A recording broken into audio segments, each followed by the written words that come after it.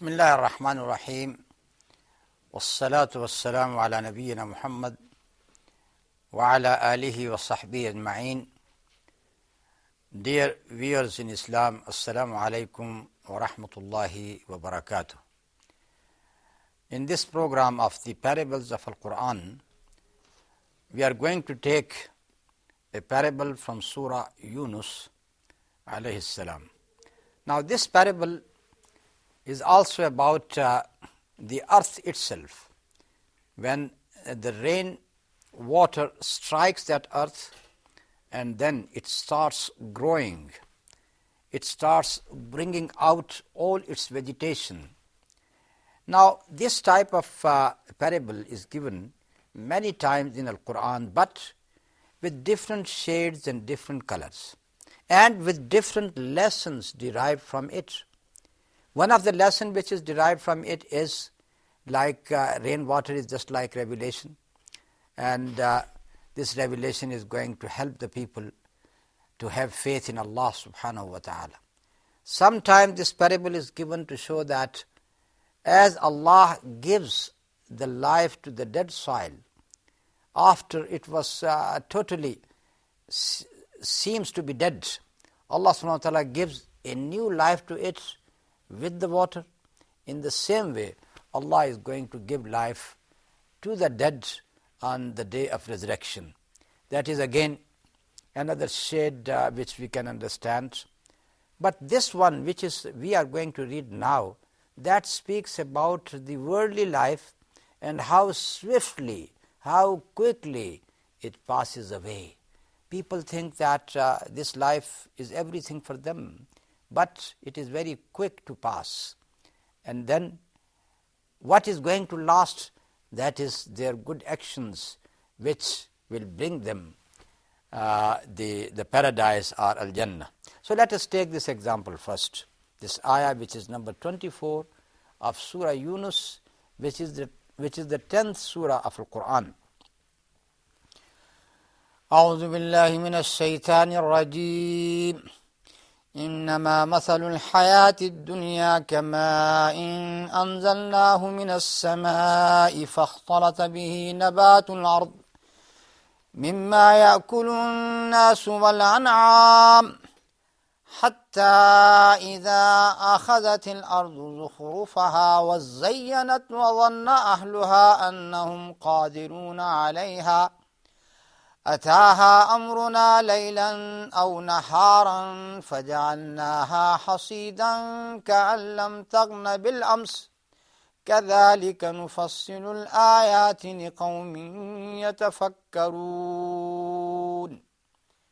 The translation: the likeness of the life of the present is as the rain which we send down from the skies. By its mingling arises the produce of the earth, which provides food for men and animals. It grows till the earth is clad with its golden ornaments and is decked out in beauty. The people to whom it belongs think they have all powers of disposal over it. There reaches it our command by night or by day, and we make it like a harvest clean mown, as if it had not flourished only the day before. Thus do we explain the signs in detail for those who reflect. So the picture is very clear. Here is the worldly life and the example, that worldly life. That is the example of the earth. When it got the rainwater, the womb of the earth, by getting this water, which mingles with the clay, the earth starts growing its plantation. And then you see everywhere green pastures on the land. And people, when they see that sight, they are pleased. Don't you see that some areas which are totally desert, with that water, they turn into orchards, into gardens, into green pastures. And people, when they visit these places, they are astonished that how that desert has turned into gardens. People like such things, and this is what is very beautifully depicted in these ayat, that when the earth takes its ornaments. Look at the word zukhrufaha. Zukhrufaha, that means ornament. What is the ornament of the earth? What is the beauty of the earth? These green pastures and orchards and trees. And when the people see it, they say, oh, someone is saying, this is mine, this is my garden, this is my place. And they think that they are going to enjoy it forever. But they don't know that with just one command of Allah subhanahu wa ta'ala, it comes a hailstorm or a tornado or a cyclone hits that orchard and destroys it completely.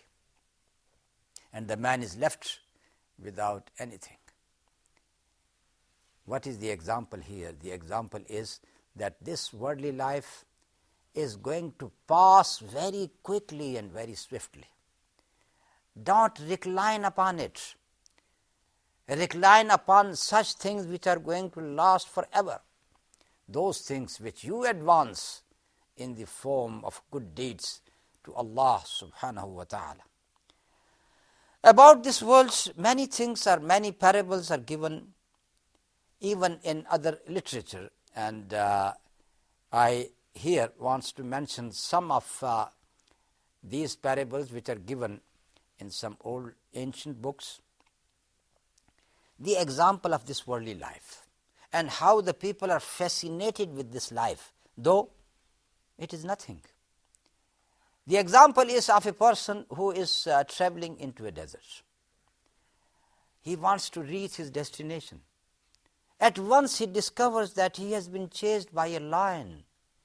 Now this person starts running to escape from the lion.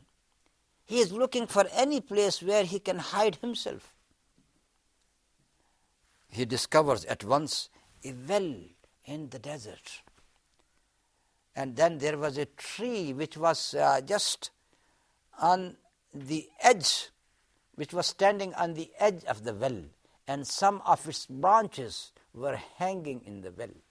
Now this person, what he does, he jumps into the well, and then he takes hold of one of the branches of the tree.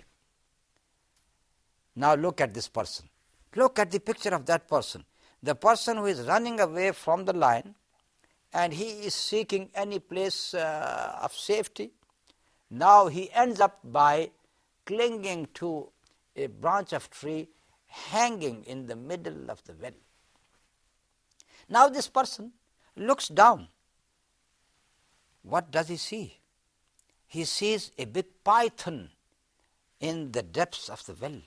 And when this python has seen this fabulous person hanging above it, it has just opened its mouth, and it is waiting when this person is going to fall and provides him with a big feast. What a great danger for that person.